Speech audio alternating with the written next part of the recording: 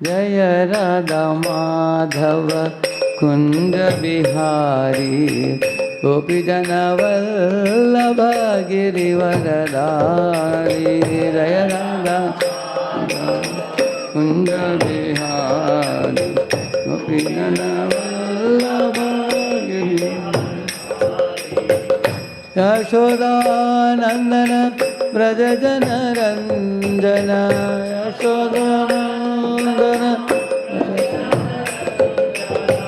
यमुना तीरावनचारी।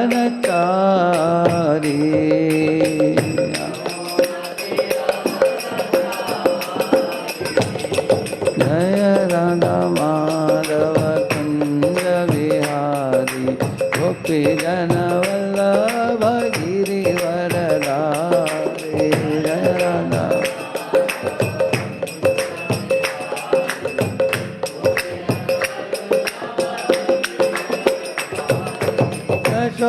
यशोदानंदन ब्रज जन रंजन यमुना तीरावनचारी। यशोदान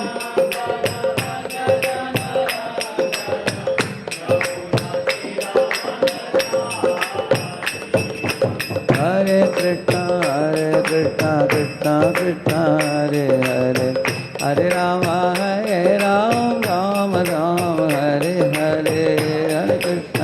हरे कृष्णा कृष्णा कृष्णा हरे हरे हरे राम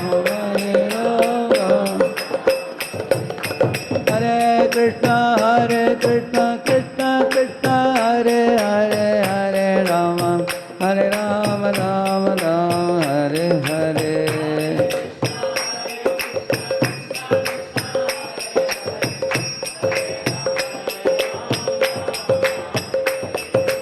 हरे कृष्णा कृष्णा कृष्णा हरे हरे हरे राम राम राम हरे हरे। कृष्णा कृष्णा हरे हरे। जय राधा माधव कुंज बिहारी गोपी जन वल्लभ गिरिवरधारी। जय राधा माधव कुंज बिहारी।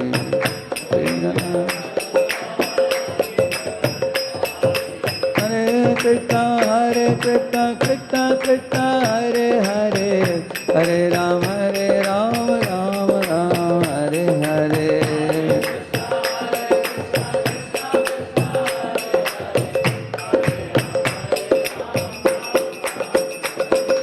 जय जय राधे जय जय श्याम जय जय श्री वृंदावन धाम। जय जय राधे जय जय श्याम जय जय श्री वृंदावन। जय राधे जय कृष्ण जय वृंदावन श्री गोविंद गोपीनाथ मदन मोहन। जय राधे जय कृष्ण जय वृंदावन। निताय गौरंग जय निताय गौरंग निताय गौरंग जय Nitai Gaurang Nitai Gaurang.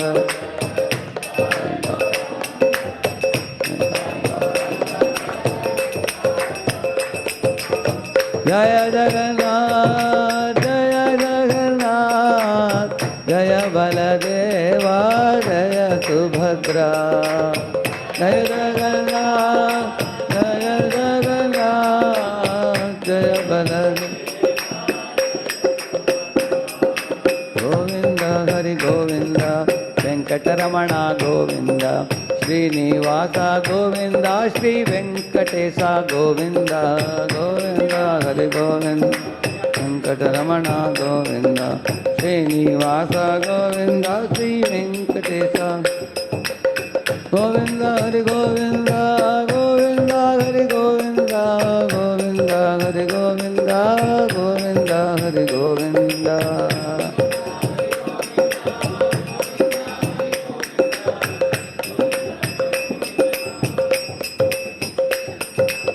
Prabhupada, Jaya Prabhupada, Prabhupada, Srila Prabhupada, Prabhupada.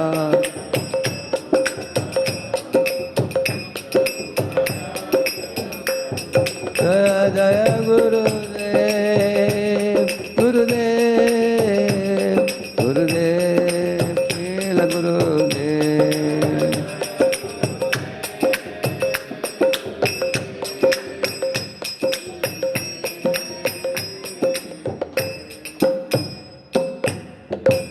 कलियुग पावन हरिनाम संकीर्तन की अनंत कोटि वैष्णव वृंद की।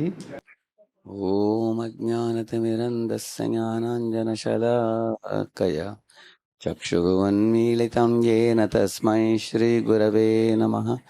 नमो ॐ विष्णुपादाय कृष्णपृष्ठाय भूतले श्रीमते भक्तिवेदान्तस्वामिन्निति नामिने।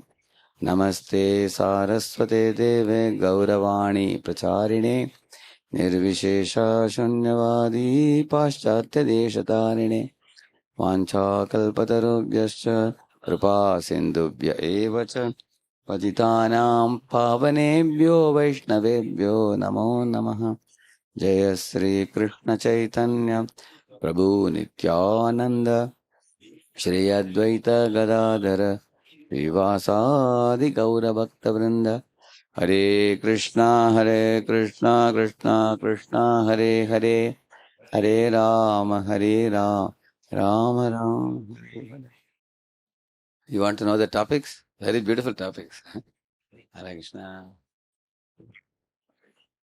देखिए भक्तों ने टॉपिक्स दिया है, कैसे वृंदावन चेतना, developing Vrindavan consciousness, how to develop shuddh bhakti और पायटी वर्सेस स्पिरिचुअलिटी, पुण्य और आध्यात्मिक उन्नति, उसमें क्या फर्क है, और नाम जप और श्रीमती राधा रानी, सब ये कैटेगरी में डाल दिया है सबको।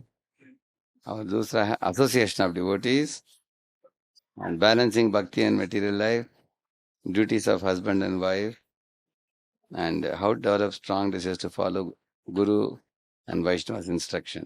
That means developing strong desires. Very good. बहुत अच्छा है।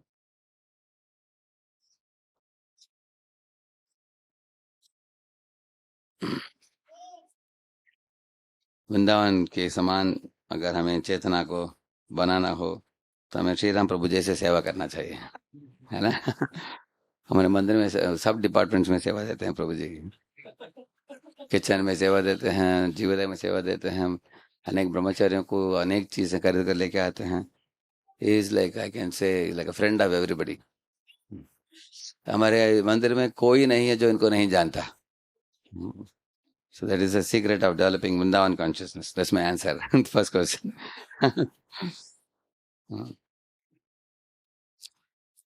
देखिए भागवत में एक महत्वपूर्ण रहस्य बताया गया है। आप इस दुनिया को अपने खुद की आंखों से आप देखोगे, आप जो भागवत में बताया गया है सत्य बात हमको देखने को मिलेगा इस दुनिया में। एक श्लोक बताता हूँ आपको, सब लोग बोलिए। ओम नमो भगवते वासुदेवाय, ओम नमो भगवते वासुदेवाय, ओम नमो भगवते वासुदेवाय। नारायणं नमस्कृत्य नरं चैव नरोत्तमं देवीं सरस्वतीं व्यासं ततो जयमुदीरये।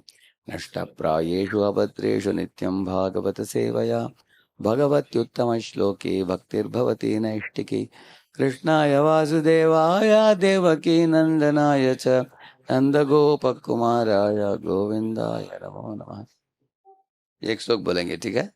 अहस्तानि सहस्तानां आपदानि चतुष्पदां फल्गूनि तत्र महतां जीवो जीवस्य जीवनम। इस श्लोक में एक खतरनाक चीज बताया गया है भागवत के श्लोक में। आहस्तानि सहस्ताना, जिसके पास हाथ नहीं है उन प्राणियों को हाथ वाले प्राणी खाते हैं, ऐसे बताया गया। जैसे कीड़ा होता है, उसके पास हाथ नहीं है, हाथ भी नहीं पैर भी नहीं, ऐसे ही रेंगता है, देखा आपने कीड़ा। हाँ? आ हस्तानी सा हस्तानाम, दो पैर वाले प्राणी उसको पकड़ता है। कोई जानते हैं कौन है दो पैर वाले प्राणी? हाँ, कौन कौन बोला? यस, दो पांव वाले पकड़ता है उसको, उस कीड़े को। कौन? बर्ड्स या पंछी। हाँ हस्तानी सा हस्ताना। और आगे बताते हैं आप पदानी चतुष्पदा, जिनके पास पांव नहीं है चलने फिरने के लिए, उनको कहते हैं चार पांव वाले, ऐसे बताया गया। कौन है प्राणी इस दुनिया में जो खड़ा रहता है लेकिन चलता फिरता नहीं है? कौन? चल नहीं सकता वो एक स्थान से दूसरे स्थान, अचर बोला गया। हाँ, पेड़ है। सब लोग हिंदी में बोलने का, ठीक है, मैं खुद ही बोल रहा हूँ हिंदी में। हाँ? तो हिंदी में बोलने का आंसर, ठीक है। ये पेड़ पौधे, करेक्ट है ना? अभी पौधों को खाने वाले चार पांव वाला कौन है? बच्चों को पूछेंगे, ठीक है, बच्चों को पूछेंगे, देखें आंसर। तो पेड़ पौधे और घास फूस इत्यादि को खाने वाले चार पांव वाला कौन है वो व्यक्ति? हाँ, हिरण है, गाय, भैंस, बैल, घोड़ा, करेक्ट है ना, बकरा, करेक्ट है ना। इसे अपदानी चतुष्पदाम, ठीक है। आगे बताया गया फल्गुनी तत्र महताम, ऐसे बताया गया। तो मतलब शक्तिशाली लोग इस दुनिया में कमजोर लोगों को पकड़ते हैं, ऐसे बताया गया। जैसे आप लोग जानते हो बाघ जो है वो पकड़ता है उसकी हिरण को पकड़ता है, करेक्ट है ना। इसी तरह एक मेंढक एक मक्खी को पकड़ता है, और मेंढक को कौन पकड़ता है? सांप। हाँ? और सांप को कौन पकड़ता है? चील, नहीं तो गीदड़ बोलते हैं ना, वो पकड़ता है उसको। उसको भी कोई शिकारी उड़ा देता है उसको, हाँ, ऐसे शूटिंग कर देता है। तो इस दुनिया में देखा जाता है कि एक छोटे प्राणी को बड़े प्राणी निगलता है। इसके कारण ये दुनिया बहुत खतरनाक दुनिया है। इसलिए पता है जीवो जीवस्य जीवनम बोलते हैं, एक जीव को दूसरे जीव निगलता है इस दुनिया में। हम लोग सोचेंगे शायद ये प्राणियों में होता है, ऐसे जंतुओं में होता है, मनुष्यों में नहीं। लेकिन मनुष्यों में भी देखा जाता है। जैसे आप लोग जानते हो जब मुगल मुगल लोग भारत में आए थे 700 साल के लिए, भारतवासियों को उन्होंने गुलाम बनाया, करेक्ट है ना। उसके बाद ब्रिटिश लोग कितने साल के लिए आए? 200 साल। और तो उन्होंने भी अनेक भारतीय वासियों को गुलाम बनाया, उनके पैसे को लूट लिया, क्योंकि वो लोग शक्तिशाली थे, गन पाउडर था उनके पास, हम लोग कमजोर थे, हैं, इसलिए सब लूट लिया उन्होंने, करेक्ट है ना? तो इसका मतलब है बलशाली लोग कमजोर लोगों को निगलते हैं, ऐसे बताया। हमारे कैंप मंदिर में, मंदिर के निकट एक बहुत बड़ा शॉपिंग मॉल आया, हाँ? वो आते ही छोटे दुकान सब बंद पड़ गए, मालूम है आपको? कारण क्या था? वो लोग आलू से लेकर सोने तक सब बेचते थे वो लोग, लेकिन पहले सस्ता रखा, बाद में सब दुकान बंद पड़ने के बाद ये लोगों ने हाइकअप कर दिया मोनोपोली के लिए। बोलने का मतलब कि बड़े बिजनेस वाले लोग छोटे बिजनेस वाले को निकलते हैं इस दुनिया में।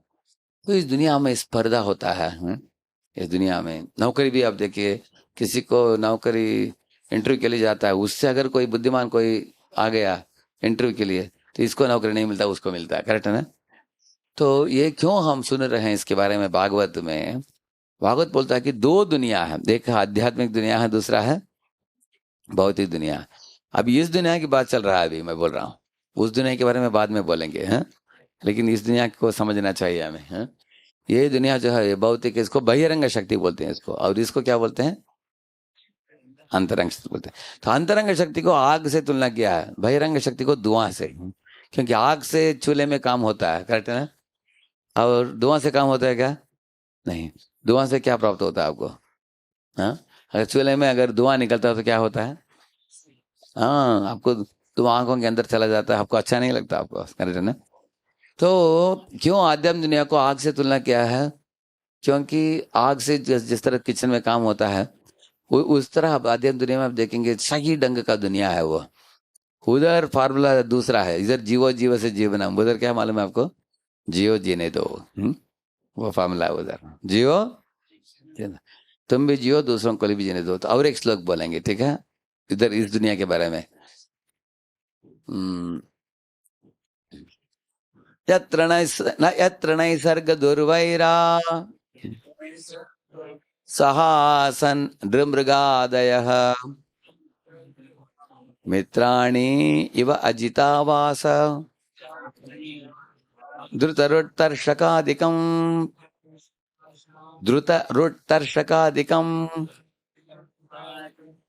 ये श्लोक बहुत बहुत मधुर श्लोक है। बताया गया है इधर, यत्र नैसर्ग दुर्वैरक, मतलब नैसर्गिक रूप से जो प्राणियां इस दुनिया में दुश्मनी रखते हैं, जैसे उदाहरण के लिए एक बिल्ली और चूहा, हाँ?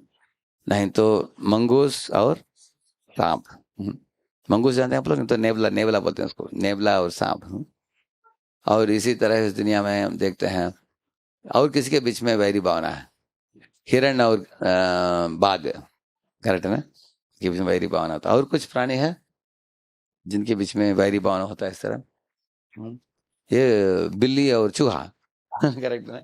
चूहा, बिल्ली आएगा तो चूहा रहेगा, भाग जाएगा, चित्र के अंदर घुस जाएगा वो, है ना। तो इस तरह का उनके बीच में वैरी भावना जो होता है, आध्यात्मिक दुनिया में इनके बीच में वैरी भावना नहीं है, बोलते हैं। यत्र नैसर्गिक दुर्वैरा, दुर्वै सह आसन बोलते हैं, ये क्या आसन में बैठते हैं, जैसे हिरण और बाघ दोनों पानी पीते हैं यमुना में, ऐसे बताया भगवद्गीता में। उसका कारण क्या है, बाघ जो है वो भी दूध पीता है उधर उस दुनिया में, है? कभी सुना आपने इस दुनिया में कभी बाघ दूध पी सकता है क्या? हाँ, बाघ जो होता है वो हिरण को काटता है ना, पकड़ता है। व्हाट इज हिज नेम, नाम क्या है? गोपाल। तो इस तरह उस दुनिया में सब प्राणियां बहुत मित्रता, मित्राणी बताया गया, मित्रता के साथ रहते हैं उस दुनिया में। तो प्राणी के बीच में भी मित्रता है, मनुष्य के बीच में भी मित्रता है, गोप गोपियों के बीच में मित्रता है। लेकिन एक महत्वपूर्ण डिफरेंस क्या है उस दुनिया में इस दुनिया में, जैसे किसी ने पूछा है इधर वृंदावन कॉन्शियसनेस है, उसके बारे में बताएंगे हम। वृंदावन में चेतना कैसा है, अगर आपको जानना हो तो इसी वृंदावन से भी आप देख सकते हो। इस दुनिया में जो वृंदावन दिल्ली के निकट है, आज भी जाइए, रिक्शा वाला भी कभी आपको हटो ऐसे नहीं बोलेगा, है हट जाओ बोलेगा कभी, क्या बोलेगा? हाँ, राधे राधे बोलेगा। उसका मतलब वृंदावन धाम में सब लोगों के मुख में क्या रहता है? नाम रहता है। भगवान का नाम, राधा राधा जी का नाम रहता है। रिक्शा वाला तो ज्यादा जानकारी नहीं उन लोगों को, फिर भी वृंदावन में कोई भी साधारण शब्द नहीं निकालता, भगवान का नाम निकालता है, राधा जी का नाम निकालता है ऐसे। दूसरा चीज आप देखेंगे, वृंदावन में जाते समय आप देखेंगे वृंदावन में 5,000 मंदिर है, छोटे छोटे, घर घर में मंदिर है, गली गली में मंदिर है उधर। आप चलते हुए देखो वृंदावन में आज भी हमेशा क्या चलता है? हाँ, हाँ, नाम कीर्तन चलता है। हाँ, मृदंग बजेगा, करतार बजेगा, कीर्तन करेंगे लोग, ताली बजाएंगे, अनेक लोग बैठकर भगवान की भजन में लगे हुए हैं। आज भी देखेंगे आप वृंदावन में। तो एक चीज मैंने बोला, रिक्शा वाला भी नाम लेता है, घर घर में नाम लिया जाता है, ये दूसरी बात है उधर वृंदावन में हम देखते हैं। मैं एक मेडिकल होटल ट्रीटमेंट के लिए गया था वृंदावन में, मंदिर के पीछे ही हम ठहरे थे एक आश्रम में। तो प्रातः काल में 7 बजे डेली शार्प एक राधा कृष्ण मंदिर था उधर, उस मंदिर में वो लोग शंख बजाते थे, हाँ? जब बजाते हैं तुरंत उसके सामने जो पेड़ थे उसमें 4-5 मयूर रहते थे, मयूर, वो तुरंत आवाज करते थे, "गिया, गिया, गिया", ऐसा आवाज करते थे वो। ये शंख सुनते ही वो सब के सब आवाज करते थे ऐसे, वो नाचते भी थे ऐसे, ध्वनि भी निकालते थे। इसलिए बताया गया, कूजत कोकिल हंस सार सगना कीर्णे मयूर आकुले, ऐसे बताया गया। तो वृंदावन के मयूर आज भी नाचते हैं, गाते हैं भगवान के मंदिर में जब आरती होती है। आजकल भी हम देख पाते हैं ऐसे, हैं। तो इसी तरह एक गौशाला में हम गए थे वृंदावन में, वो व्यक्ति गायों को नाम से पुकारता है, वो गाय आ जाती है, सुमति बोलता है, वो 100 गायों में एक सुमति गाय आ जाती है। मैंने पूछा आपको कैसे मालूम कि ये सुमति है? तो कान को ऐसे दिखाया उसने, कान ने लिखा है सुमति, लिखा है ऐसे, है? ऐसे बोलता है, ललिता बोलता है, ये दूसरी गाय आती है, उधर लिखा है ललिता, लिखा है उसके कान में ऐसे, है। तो आज भी इतने 500 साल बीत गया, कृष्ण भगवान इस दुनिया में आकर भगवत धाम लौट गए अपने ही स्वधाम में। अभी भी आप देखते हो कि इस तरह वृंदावन के वासियों में इतना कृष्ण भावनामृत कूट कूट कर भरा है, आप लोग देख सकते हैं। और ऐसा बताया गया कि सह आसन मृगादय है, एक ही आसन में मनुष्य, बाघ, शेर इत्यादि बैठ पाते हैं, उनके बीच में वैरी भावना नहीं है। एक तो वैरी भावना नहीं है, दूसरा है नाम लेते हैं वो लोग, सदा उनका भगवान का कीर्तन होता है उधर। और एक महत्वपूर्ण भावना है वृंदावन में, लोग एक दूसरे से ईर्ष्या नहीं करते हैं, एक दूसरे को दुखित नहीं करते हैं, और सब लोग मिलजुल कर साथ में रहते हैं। एक उदाहरण बताएंगे आपको हम। यदि दूरं गते कृष्णे वनशोभा ईक्षणायतम अहम पूर्वम इति संस्पृश्य रे मेरे, ऐसे एक श्लोक दशम स्कंद में आता है।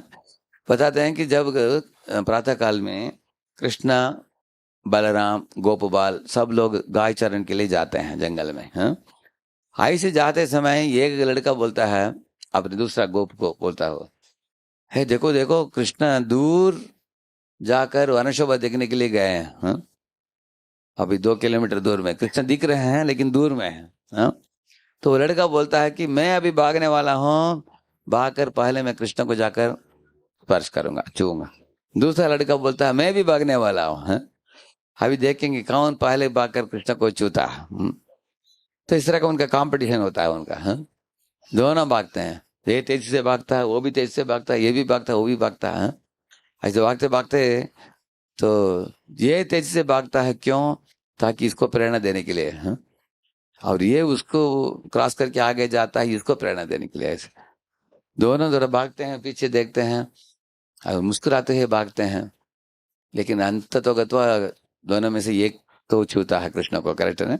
कृष्ण को जाकर छूता है, तो दूसरा व्यक्ति क्या बोलेगा?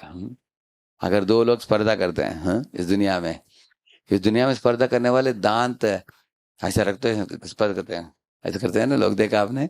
एकदम नाराज होकर, अरे तुमसे हम आगे बढ़ेंगे, करेक्ट है ना? दुनिया में ऐसा करते हैं, लेकिन भगवत धाम में जब दो जो गोप बालक भागते हैं, मुस्कुराते हुए भागते हैं, वो, हाँ? हंसी मजाक के साथ भागते हैं, लेश मात्र भी ईर्ष्या भावना नहीं है। इतना भी नहीं, कृष्ण को छूने के बाद दूसरा लड़का क्या बोलता है? जय बोलता है। क्या बोलता है? उसका मतलब क्या है? वो खुश है, वो ना खुश है? अगर ना खुश है तो जय कैसे बोलेगा? हाय हाय बोलेगा, है ना? हाँ? कृष्ण कुछ पर ये जय बोलता है तो कृष्ण उसकी आवाज सुनकर उसको भी आलिंगन करते हैं कृष्ण। तो पहले जिनको भगवान ने आलिंगन किया वो जय बोलता है, इसकी वजह से वो जय बोलता है, उसकी वजह से ये जय बोलता है। इस तरह एक दूसरे को दोनों मनाते हैं, हाँ? इस तरह की भावना है, हाँ? ऐसे तो अभी उसके साथ एक चीज को हम तुलना कर सकते हैं, हाँ? एक आप लोग समुद्र मंथन लीला सुना है आप लोगों ने? समुद्र मंथन, एक और असुर थे, दूसरी ओर देवता लोग थे, है ना? ऐसे समुद्र का मंथन किया उन्होंने, पहाड़ मंदारा पर्वत को डालकर, है ना? उसमें क्या हुआ, धनवंतरी नाम के एक विष्णु का रूप, वो हाथ में ऐसे ये लेकर आए, वो अमृत कलश, हाँ? बाहर निकले, तुरंत असुर लोगों ने देखा तो उसको छीन लिया उन्होंने, भगवान से कोई छीन सकता है क्या? हाँ? छीन सकता है, छीन सकते हैं, उसका मतलब क्या? भगवान ने लीला के लिए छोड़ दिया उनको। ठीक है, छीनना है ना बच्चे, take take it, no problem. कभी कभी आप देखेंगे बच्चा भी क्या करेगा, पिताजी के हाथ से मोबाइल छीन कर लेकर भागता है। अभी पिताजी को इच्छा नहीं कि बच्चे मोबाइल यूज करे, करेक्ट है ना? हाँ? तो क्या करेंगे, माँ देखेगी अरे छीन रहा है क्या, ठीक है, वो एक टॉय मोबाइल लेकर आएगी। आजकल टॉय मोबाइल देखा आपने? एक डब्बा होता है, एक पेंसिल बॉक्स होता है, वो देखने में कैसे दिखता है? तो क्या करता माँ, क्या करती है, बच्चे को वो मोबाइल बस देकर असली मोबाइल को ले लेती है वो, हाँ? पहले वो रोएगा, बाद में ये देखने के बाद सोचेगा अच्छा नया मोबाइल मिला है, उसको अलो अलो बोलता रहेगा वो। कोई सुनेंगे नहीं उसको। ऐसे ही भगवान भी कभी लीला करते हैं, उन्होंने बोला ठीक है आपको छीन लेना है ना, छीन लो, अभी देखेंगे क्या करते हैं। तो छीनते हुए जब ये लोग भागते हुए गए असुर लोग, उनके आपस में झगड़ा हो गया, असुरों असुरों के बीच में भी, हाँ? देखिए ये होता है, कुछ लोग किसी से भी हम झगड़ा करते हैं ना, पहले हम पड़ोस के लोगों के साथ झगड़ा करेंगे, बाद में घर के अंदर ही झगड़ा करेंगे, आप देखेंगे, हैं? तो कुछ लोग झगड़ालू ही होते हैं, हैं? ऐसे होते हैं। तो ये ऐसे झगड़ालू थे ये लोग। तब उन्होंने एक श्लोक बोला, वो श्लोक भी इसी श्लोक के समान, इसको लगभग ऐसे ही दिख रहा है, आप सुनेंगे। मितः कलिलभूतेषां तदर्थे तर्षचेतसाम् अहम पूर्वम न त्वम न त्वम न त्वम न त्वम इति प्रभु ऐसे बोलते हैं। अरे मैं पहले पीकर थोड़ा थोड़ा पीकर तुमको दे देता हूँ अमृत, ऐसे एक एक असुर बोलता है। दूसरा बोलता है मैं क्या बोला, वही बोल रहा हूँ मैं भी। हाँ? मैं थोड़ा पीकर तुमको दे दूंगा। ये बोलता है मैं पहले पीकर तुमको दूंगा, नहीं नहीं पहले मैं पीऊंगा। हाँ? मैं पी लूंगा उसके बाद तुमको दूंगा, ऐसे बोलता हूँ। हाँ? लेकिन हर एक का मन में क्या विचार था, जितना हो सकता है उतना हम पी लेंगे। हाँ? हाथ में जब तक है हमारे पास उतना हम पी लेंगे, बाकी लोगों को नहीं देंगे हम, ऐसे भावना था उनके आपस में भी ऐसे। और वो लोग क्या करते, एक हाथ से दूसरे हाथ से वो छीन लेते थे, इसके हाथ से इससे छीन लिया, उसके हाथ से ये छीन लिया, ऐसे वो अमृत का कलश एक के एक से दूसरे को जाने लगा, झगड़ा करने लगे ये लोग बहुत। हम्म, और ऐसे झगड़े में एक दूसरे के साथ नाराज भी हो रहे थे ये लोग। क्रोधित भी हुए और स्पर्धा भी किया, खींच भी रहे थे उनके हाथ में, एक दूसरे को पिटाई कर रहे थे, मार रहे थे वो खींचते समय ऐसे हैं। इस तरह बड़ा मिता खली रबूत तोषा बताया, ऐसे खली मच गया उनके बीच में, क्या है, एक झगड़ा मच गया, किसके बीच में, असुरों के बीच में। तो ये असुरों के बीच की स्पर्धा देखिए, ये भगवत धाम में दो गोप बालकों के बीच में स्पर्धा देखिए, कितना बड़ा फर्क है, आप देख सकते हैं। इतना मैत्री भावना है गोपों के बीच में है ऐसे। तो ये बहुत आश्चर्य की बात है। इस्कॉन में भी अ, एक बार परम पूज्य जयदत्त महाराज आए थे चौपाटी मंदिर में, और इस वाले राजनाथ स्वामी बैठे थे, इस वाले जयदत्त स्वामी बैठे थे, दोनों स्टेज में बैठे थे। पर राजनाथ महाराज उनको बोल रहे थे कि आप मेरे से वरिष्ठ हैं, आप बताइए लेक्चर, आप पहले बोलिए। तो इस जयदत्त स्वामी महाराज ने बोला नहीं नहीं आप पहले बोलिए। लेकिन राजनाथ महाराज बोले नहीं नहीं आप महाराज आप सीनियर हैं, आप बोलिए। महाराज बोला मैं सीनियर हूँ, ठीक है मैं आपको बोलता हूँ, आप ऑर्डर देता हूँ, आप बोले। ऐसे बोल दिया, ठीक है मैं बोलूंगा। हाँ। और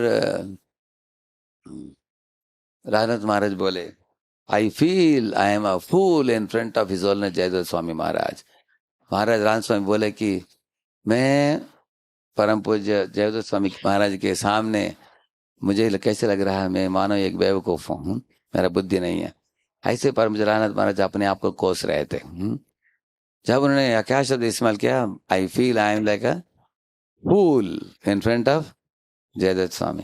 तो जयदत्त स्वामी ने बताया, रान को बोला कि आपको फूल शब्द का मीनिंग मालूम है हिंदी में, ऐसे पूछा उन्होंने।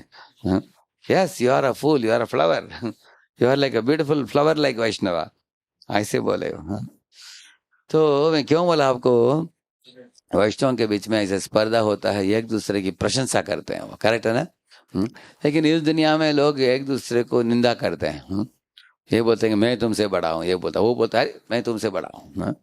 सब लोग किसको बड़ा मानते हैं इस दुनिया में, सब लोग खुद को बड़ा मानते हैं। लेकिन भगवत नाम में सब लोग किसको बड़ा मानते हैं, हाँ बाकी बाकी भक्तों को बड़ा मानते हैं उधर। ये ऐसी दुनिया है उधर। वृंदावन की चेतना ऐसा है। वृंदावन में और एक चेतना है, आप देखेंगे सब के सब लोग उधर सेवा में रत रहते हैं। ये क्षण मात्र के लिए भी सेवा छूटता नहीं उनको। जैसे बताया गया कि भगवान श्री कृष्ण जब गोचार लीला के लिए जंगल में प्रवेश करते हैं, सब प्राणियां उनको कैसे सेवा देते हैं, आप पढ़ेंगे 15वां अध्याय में 10वें स्कंद में, आप पढ़ेंगे आप। आपको सुनाई दे रहा है क्या उधर। हाँ अच्छा। तो बताया गया कि जंगल में, वृंदावन के जंगल में, जब यमुना के तट में भगवान जब भाग रहे थे अपने मित्रों के साथ में, आपने पिक्चर देखा होगा है ना। भगवान अब गोपों के साथ भाग रहे हैं, कृष्ण बलराम दोनों। तब वृंदावन के कोयल उनको कुहू करके स्वागत करते हैं, ऐसे। और वृंदावन के मोर नाच नाच कर उनको स्वागत करते हैं। और हिरण जो हैं वो अपने प्रेम से भरे आंखों से भगवान को निहारते हैं, भगवान को स्वागत करते हैं। कोयल कैसे उनको भगवान को स्वागत करते हैं बताइए आप। हरे कृष्ण। कैसे स्वागत करते हैं कोयल, हाँ वो करके स्वागत करते हैं। और और हिरण कैसे स्वागत करते हैं, उनके प्रेम भरे आंखों से, लव लाडन आइज, उसे उनको देखकर भगवान को स्वागत करते हैं। जैसे कुछ कुछ लोग अगर अपने नाता रिश्ता को बहुत समय के बाद मिलते हैं तो उनकी आंखों में आंसू आता है ना, ऐसे बात करते हैं।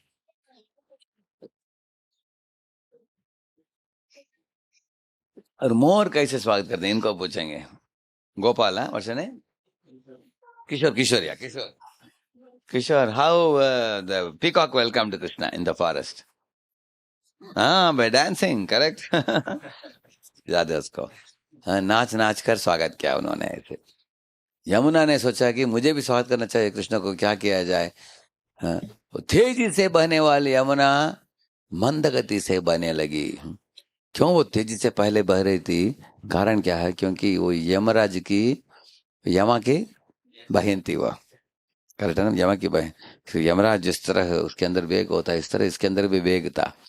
देखिए ना, कृष्ण को देखने के बाद वो वेग एकदम मंदा हो गया। उसका मतलब क्या है? हमारे अंदर भी अगर ज्यादा जोश हो, हम क्रोधी होते हैं, लेकिन भक्ति में नाम हरे कृष्ण जपने के बाद एकदम व्यक्ति थोड़ा शांत स्वभाव का हो जाता है। हाँ? ऐसे देखा आपने? कोई क्रोधी व्यक्ति कैसे हो जाता है? शांत हो जाता है। लोभी व्यक्ति तृप्त हो जाता है। हाँ?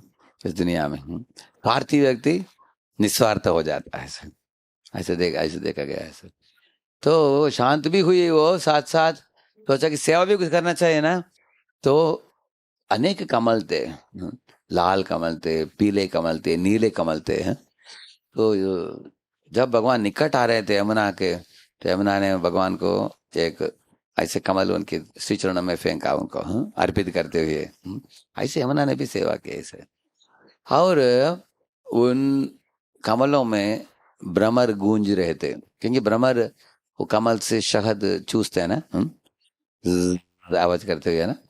तो उन्होंने देखा कि भगवान कृष्ण भी वन में प्रवेश करने वाले हैं, लीलाएं करने वाले हैं, उसको देखने की इच्छा हुई। तो मुझे भी जाने की इच्छा है कृष्ण के साथ। तब उनको एक कंफ्यूजन हो गया, अभी क्या इधर मधु पीने का, नहीं तो कृष्ण के साथ जाने का। आप क्या चुनोगे बताइए आप?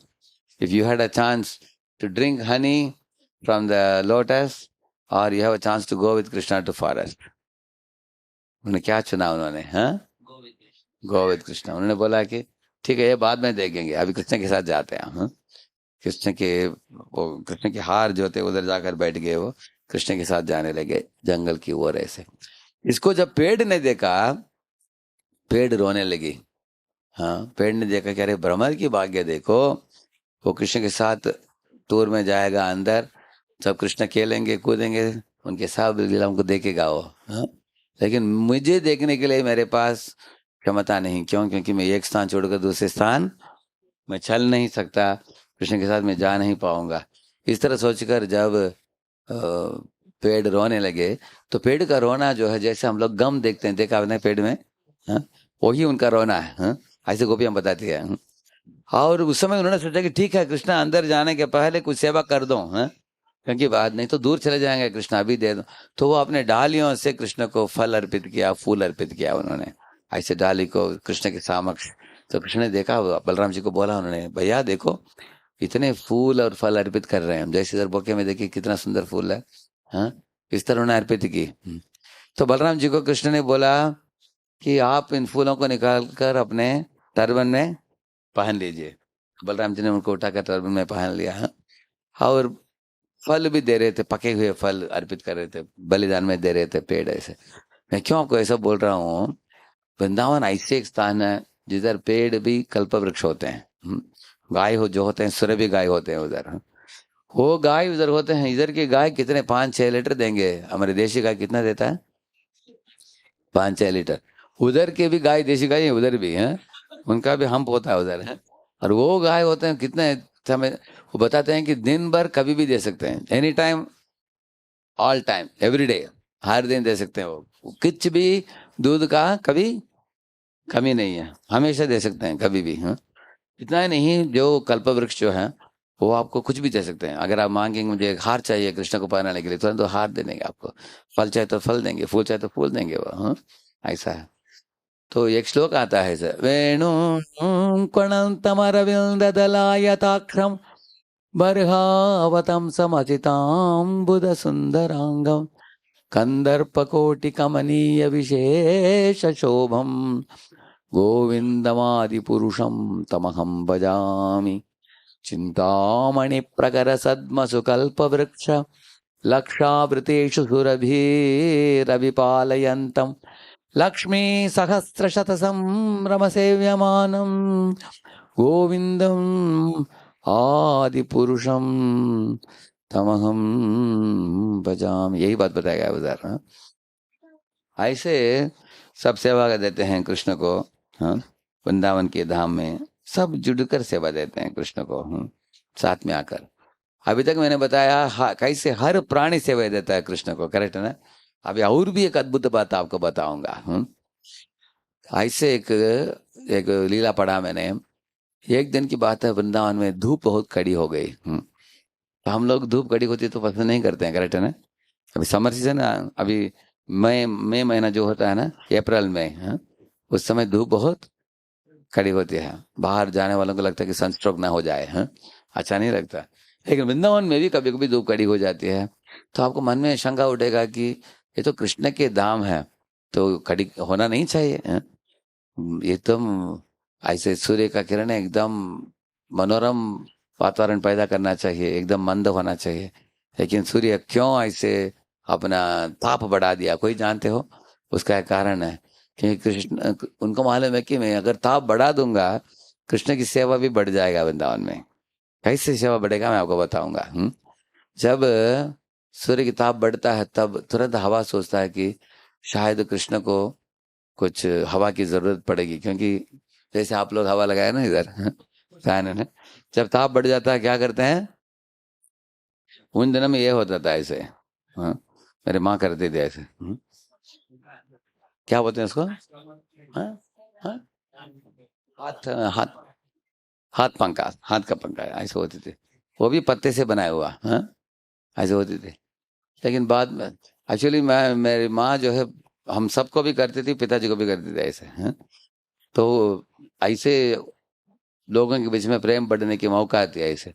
अभी ये आ गया अभी, इसका ऐसे शान कर दो। पहले माँ ये भी करती थी, सिलपट्टा बोलते हैं, मालूम है आपको? वो पत्थर से बना हुआ होता है। हम जब छोटे बच्चे थे, मैं इसको इसका जब था मैं, तब हमको हिला भी नहीं पाते थे हम। पत्थर का होता था, और ये भी होता था, वो भी पत्थर का। हाँ, चक्की बोलते हैं ना उसको, एकदम मोटा इतना बड़ा होता था। अगर माँ अगर अंदर रख दिया तो उसको हम हिला भी नहीं पाते थे। हैं, लेकिन वो बैठकर जो उसमें मसाला बनाती थी वो ऐसे ऐसे हैं मसाला। हाँ, सब बनाता है। और वो डालने में सांभर अच्छा हो जाता है उससे, है ना। बढ़िया टेस्ट हो जाता है वो कोकोनट इत्यादि के साथ, करेक्ट है ना। वो बनाती थी। लेकिन आजकल सब एक मशीन में डालो, ऐसे एक मंत्र है ना, तुरंत बन जाता है आजकल, करेक्ट है। लेकिन उन दिनों में हमको मौका था किस लिए? प्रेम प्रकट कराने के लिए, करेक्ट है ना। अगर माता करती थे, हम लोग जाकर देखते थे, उनको पसीना छूटता था और बाल बिखर जाती थी उनकी, हैं। लेकिन उसके चेहरे में मुस्कान थी कि मैं सबको अच्छा बना कर दूंगी ऐसे, करेक्ट है ना। हाँ। इस तरह वृंदावन में भी जब धूप कड़ी हो जाता है, सब प्राणियां सोचते हैं। हाँ, आइए आइए आइए, बैठिए बैठिए। हरी बोल। इधर इधर आप जाएंगे पीछे आ जाएगी वो, आप देखिए पीछे पीछे आएगी वो। हाँ, तो हाँ, देखिए क्या बोल रहा था मैं। हम्म। हाँ, एक्चुअली मैं बता रहा था कि जब पसीना छूटता है सेवा करते करते तब प्रेम भी बढ़ता है। अभी बच्चे थे कि माँ ने कितना कसरत करके हमको मसाला बना कर दिया, लेकिन आजकल परिश्रम के लिए मौका ही नहीं है। हो जाता है ना वो, इसमें वो क्या बोलते हैं उसको, मिक्सर में हो जाता है। फैन भी ये घूमता रहता है। तो हमको ये करने के लिए मौका ही नहीं है आज। लेकिन वृंदावन में ऐसे सब मशीन कुछ नहीं है उधर है, सब सेवा देते हैं। अभी क्या हुआ, जब कृष्ण के बारे में सोचकर हवा ने सोचा कि मैं जाकर कृष्ण को एक मंद हवा का एक मंद हवा का अनुभव प्रदान करूंगा तो कृष्ण खुश हो जाएंगे। ऐसा सोचकर मंद हवा बहने लगी। उसको देखते ही यमुना को पता चल गया, हे हवा तुम कृष्ण के पास जा रहे हो ना? बोला हाँ। बोला यमुना ने बोला ठीक है, मेरे से थोड़ा पानी भी लेकर जाओ। और बगीचे में बहुत सुंदर रंग बिरंगे सुगंधी फूल थे। वो बोले हमारे सुगंध को भी लेके जाओ। हाँ, तो सुगंध को भी लिया, पानी को भी लिया, और जाकर कृष्ण को बार बार ऐसे गोल गोल घूम, कृष्ण और गोपाल भी थे उधर। हाँ, ये गोवर्धन की पहाड़ी के ऊपर गाय बछड़ों के साथ थे वो सब। सबको बहुत अच्छा अनुभव प्रदान किया उसने, कृष्ण को ऐसे बहुत अच्छा लगा उनको। हवा खुश हो गया हवा। तो कृष्ण की खुशी में वृंदावन वासी खुशी पाते हैं, इसको बोलते हैं तत् सुखी सुखित्वम। उनके सुख में वो सुख पाते हैं, उनके दुख में वो दुख पाते हैं ऐसे। उस समय बादल ने सोचा, अरे मैं क्या कर रहा हूँ, इस आकाश ऐसे होता है ना, उस कोने में बादल था, लेकिन वृंदावन धूप कड़ी हो गया, उस देखकर बादल ऐसे निकट आने लगा, ऐसे आकर एक बहुत बड़ा छतरी बना दिया है कृष्ण के सर के ऊपर, और ऐसे हल्का बारिश करने लगे हैं। तो हल्का बारिश जब गिरा कृष्ण के ऊपर, गोपालन के ऊपर, सबको बहुत अच्छा लगा है। कितने लोगों को अच्छा लगता है हल्का बारिश? हाँ, हमारी माँ बोलती थी, हे बारिश चालू हो गया, अंदर आ जाओ। जून जुलाई में होता है ना बारिश है, हम सब बच्चे बाहर खेलते थे, माँ बोलते हे अंदर आ जाओ, काशी हो जाएगा। हाँ, हम लोग काशी ऑलरेडी आया हुआ होता, पुल कर देते हैं, फिर भी उधर हल्का बारिश में रहते थे। हाँ, अच्छा लगता है उससे। हाँ, तो ऐसे ड्रिजलिंग बोलते हैं उसको, ड्रिजलिंग। तो वो भी ऐसे सेवा किया, बादल ने सेवा भी दी, छतरी भी बन गया, हल्का बारिश भी दिया, अच्छा सेवा है ना उसकी। है, वो भी सेवा कर रहा है। हाँ, वंदा हवा सेवा कर रहा है। और यमुना ने कभी नहीं सोचा कि क्या कृष्ण को मालूम है क्या कि हमने पानी दिया कि नहीं, पूछो उसको, मेरा नाम भी ले लो, मेरा नाम लिस्ट में आना चाहिए, ऐसे नहीं बोली वो। हाँ, कोई उधर पर लोगों को सोचना क्या था, जब तक कोई खुश हो गया, हाँ, भगवान खुश हो गया मेरी सेवा से, बस मेरे नाम आए या ना आए मुझे परवाह नहीं। देखिए वैष्णव को तुलना किया है, एक तमिलनाडु में, एक तिरुपति में आप लोग जानते हैं अनंत आचार्य, उनको एक बार बोला गया था कि आप जाकर आइडेंटिफाई करो कि कौन असली वैष्णव है। हाँ? तो एक स्थान में वो गए थे एक महान वैष्णव को मिलने के लिए, उनको उन्होंने पूछा वैष्णव कौन है, ये प्रश्न पूछा। वो बोले देखो मेरे पास अभी टाइम नहीं, पहले सब लोग बैठे हैं प्रसाद के लिए, पंक्ति में सब प्रसाद वितरण कर दो बोला। तो वितरण करने लगा, उन्होंने वितरण किया पूरा। अभी वो उसको क्लीन करो बोला, तो पानी डालकर वो उस हाल को सफाई कर दिया। उसको दूसरा पंक्ति बैठा, अब इनको भी सर्विंग करो बोला, उनको भी सर्विंग किया, ऐसे 4 पंक्ति बैठा। हाँ, सबको सर्विंग होने के बाद इनको बोला कि अभी सबका हो गया, अभी अभी तुम भी खाओ बोला। तो वो बोले कि मैं बैठूंगा, मैं भी खाऊंगा, लेकिन आप बता दीजिए वैष्णव कौन है। वो प्रश्न पूछा था मैंने, आपने जवाब नहीं दिया। तब उन्होंने 4 चीज बोला, कोक्कई पोलिरपान, कोड़िए पोलिरपान, उप्पई पोलिरपान, उन्नई पोलिरपान, 4 चीज बोला उन्होंने। कोक्कई पोलर का मतलब पता है? मतलब क्या है? वैष्णव जो है ये एक बगुला जैसा, बगुला जानते हैं आप लोग? क्रेन, क्रेन है। वो क्या करता है, क्रेन ऐसे ऐसे खड़ा रहता है, ऐसे लगता है कि वो मूर्ति है, हिलता भी नहीं। तो बाकी मछली सोच रहे हैं कि अरे ऐसे ही खड़ा है, क्या है, मर गया क्या? हाँ, ऐसे सोचते हैं। और ऐसे छोटे छोटे मछली जाते हैं, जब बड़ा मछली आता है टक करके पकड़ता है वो। हाँ? इसी तरह वैष्णव कौन होता है, वो इस दुनिया के छोटे छोटे क्षणिक सुख है ना, उनसे उनमें वो रमता नहीं है। हाँ? जब भगवान की भक्ति का आस्वादन प्राप्त होता है, पकड़ लेता है उसको। हाँ? वो सबसे बड़ा है, क्योंकि भगवान के भक्त बनना इस दुनिया में बहुत दुर्लभ है, अति दुर्लभ है इस दुनिया में। है, तो आपके दोनों बेटे बन गए पक्के भक्त है ना। और दोनों बेटा दोनों बेटी है ना, 4 है ना टोटल, करेक्ट, टोटली 4 या। तो इस तरह से दूसरा बोला उन्होंने, कोई पोलरपान बोला। कोई मतलब क्या है, एक मुर्गी। मुर्गी क्या करता है आपने देखा होगा, छोटा मुर्गी को क्या बोलते हैं, उसको मुर्गी बोलते हैं, उसको भी छोटा होता है, हेन होता है ना, को करता है ना वो डस्टबिन में क्या करता है, वो पत्थर को ऐसे से कर देता है और धान्य को निकालता है। पत्थर और धान्य का मिलावट होता है ना, मिश्रण होता है, लेकिन उसमें से किसको लेता है वो? हाँ, धान्य को लेता है और पत्थर को छोड़ देता है। इस तरह वैष्णव सारग्राही होते हैं इस दुनिया में। हाँ? अच्छा ही देखते हैं, बुराई कभी नहीं देखते हैं।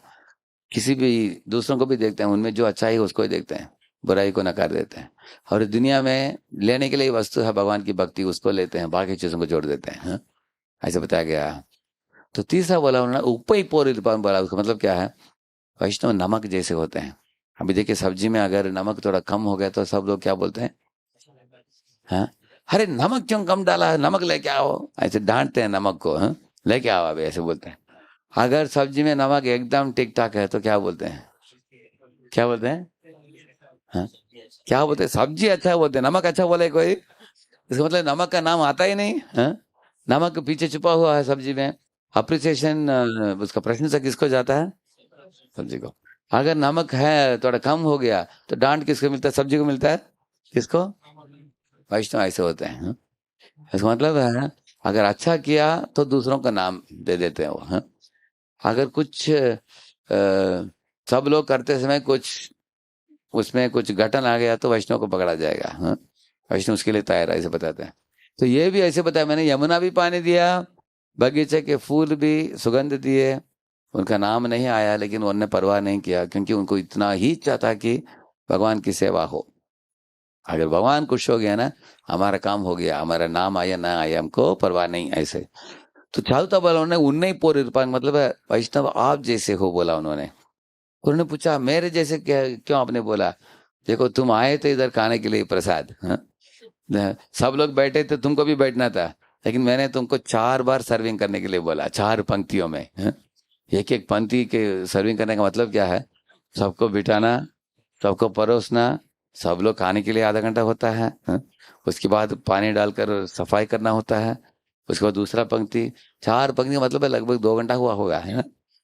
तो मैं 2 घंटा तुमको रुकाया भोजन दिए बिना, फिर भी तुमने शिकायत नहीं किया। वैष्णव ऐसे होता है।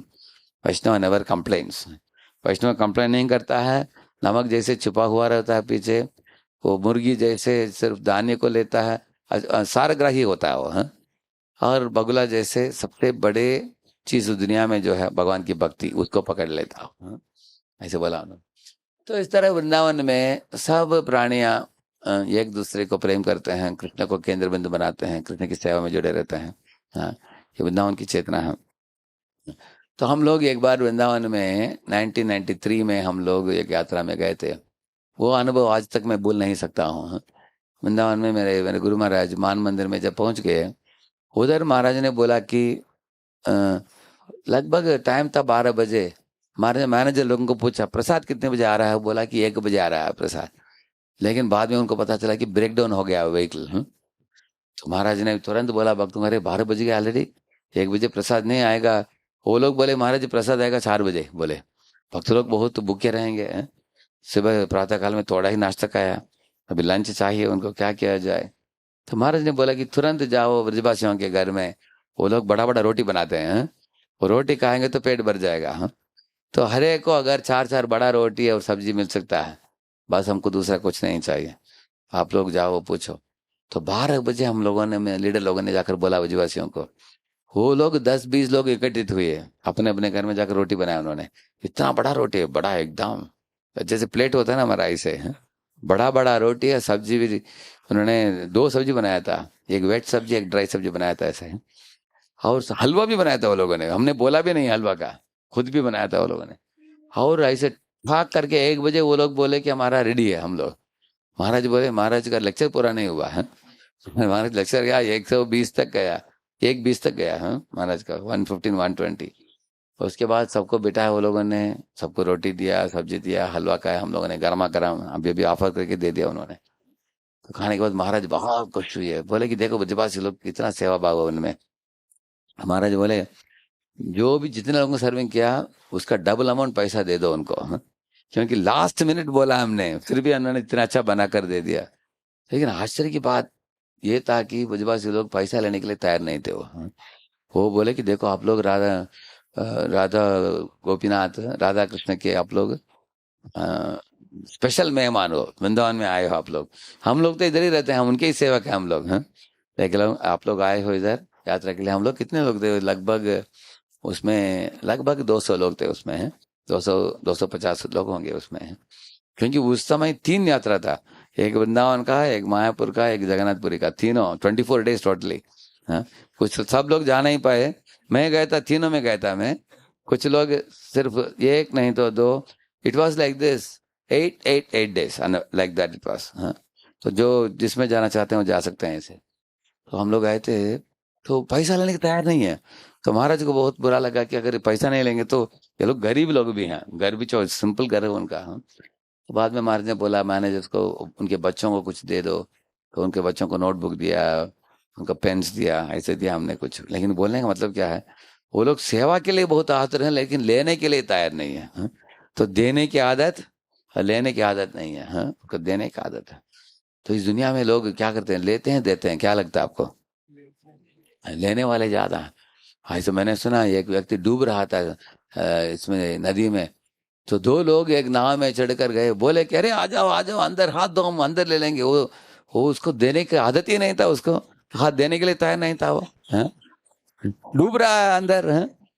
तो एक जो बैठा था वो नाव में बोला कि अरे इसको दिया नहीं अभी तक, आज तक, इससे कुछ मांगो मत। बोला अगर हाथ नहीं देगा तो कैसे बचाएंगे? बोला नहीं, ये बोला हाथ ले लो, बोला तुरंत पकड़ लिया उसने ऐसे। इसका मतलब क्या है, आप देखेंगे दुनिया में क्या आदत ज्यादा है? हाँ, रहने का। लेकिन बुजबा सिंह के पास क्या आदत है?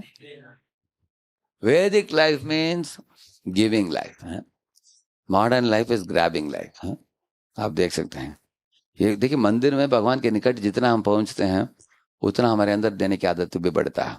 मैं गया था उधर राधा गोविंद मंदिर में, उधर जयपुर में। प्रातः काल में कितना, 5 बजे टाइम था। उस समय लगभग 3,000 4,000 लोग थे उधर। हैं, जे जे जे जे इतने भीड़ उधर। हम लोग ऐसे प्रदक्षिणा कर रहे थे, पूरा बड़ा भीड़ था वो। तो ऐसे प्रदक्षिणा करते करते मेरा अनुभव रहा उधर उस दिन। कोई दे रहा है कड़ीसा कर दे रहा है, कोई लड्डू दे बांट रहा है, कोई तिलगुड़ दे रहा है, कोई एक व्यक्ति मैसूर पाक दे रहा था। ऐसे अलग अलग दे रहे हैं। हम लेते गए ऐसे ले लेकर डालते गए हम ऐसे 3 बार प्रश्न किया, हमारा ब्रेकफास्ट हो गया पूरा। हाँ? ऐसा अनुभव रहा। क्यों मैं बोल रहा हूँ, उन लोगों का क्या आदत है, सब लोगों को देने का आदत है। मंदिर में आप आते हो तो आपके अंदर देने की आदत बढ़ता है। भगवान की स्वभाव ही ऐसे है, क्योंकि भगवान के प्रकृति को देखिए। अभी बादल के पास पानी है, खुद रखता है क्या वो? दे देता है। आम की पेड़ के पास आम है, क्या खुद खाता है क्या वो? दे देता है। नदी में पानी भर के आ रहा है, नदी क्या खुद पीता है क्या? वो दे देता है। हाँ, सूर्य दे रहा है रोशनी, हाँ, ताप दे रहा है, तो हवा दे रहा है। आप देखेंगे कोई भी आपसे कुछ मांगता नहीं, क्योंकि ये सब भगवान के प्रतिनिधि हैं। भगवान ने ही इनको भेजा है हम लोगों को देने के लिए। तो इस तरह निस्वार्थ भावना के साथ सेवा करने की आदत ब्रजवासियों में है बहुत उधर। आजकल भी आप देख सकते हैं उस तरह। इस वृंदावन को देखकर हमें उस वृंदावन का स्मरण आ सकता है। क्योंकि ये भावना और भी बहुत बड़े मात्रा में उधर है भगवान धाम में ऐसे। भगवान के अंदर बिंदु है, सब लोग भगवान को प्रेम करते हैं, भगवान के सुख के लिए काम करते हैं, उनके सुख में सुख पाते हैं। और एक दूसरे को बहुत बहुत आदर देते हैं। बहुत। और हर एक जीव सोचता है कि ये मेरे से श्रेष्ठ है। मैं तुच्छ हूँ, मैं नीच हूँ। ये दिस इज वृंदावन कॉन्शियसनेस। ये पहला प्रश्न है, डेवलपिंग वृंदावन कॉन्शियसनेस बताया। तो ऐसे वृंदावन कॉन्शियसनेस कैसे प्राप्त होता है, वो उसके लिए शुद्ध भक्ति है। तो शुद्ध भक्ति के अभ्यास से होता है। तो हम लोग इस चेतना को कैसे हम डेवलप कर पाएंगे, वृंदावन की चेतना को?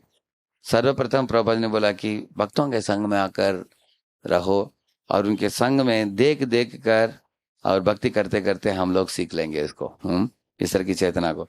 मेरा भी अनुभव रहा, मेरे शिक्षा गुरु थे देवामृत उन दिनों में। मेरा बड़ा आश्चर्य था मुझे, क्योंकि वो जब हम जाते थे कार्यक्रम में अपने बारे में कुछ बोलते नहीं थे, हम लोगों के बारे में पूछते थे। हाँ, खुद नहीं कहते थे, हमको पूछते थे हमारा आपका खाना हो गया क्या, पूछते थे। हम लोग उनको पूछते थे आपका क्या हुआ, वो बोले मेरा बाद में होगा, पहले आप लोगों को देता हूँ। तो आप देखेंगे वैष्णव की आदत ऐसे होता है कि हम वैष्णवों से हम सीख सकते हैं कि हमारे बर्ताव कैसे होना चाहिए। आदर पूर्वक व्यवहार करना, प्रेम के साथ व्यवहार करना, और कभी भी पर निंदा नहीं करना, सब भक्तों की प्रशंसा करना, सदा भगवान के चिंतन में डूबे रहना। तो इस तरह की शुद्ध चेतना का विकास कैसे हो सकता है? हम सर्वप्रथम हमें निर्णय कर लेना चाहिए कि हम मंदिर के निकट आ सके।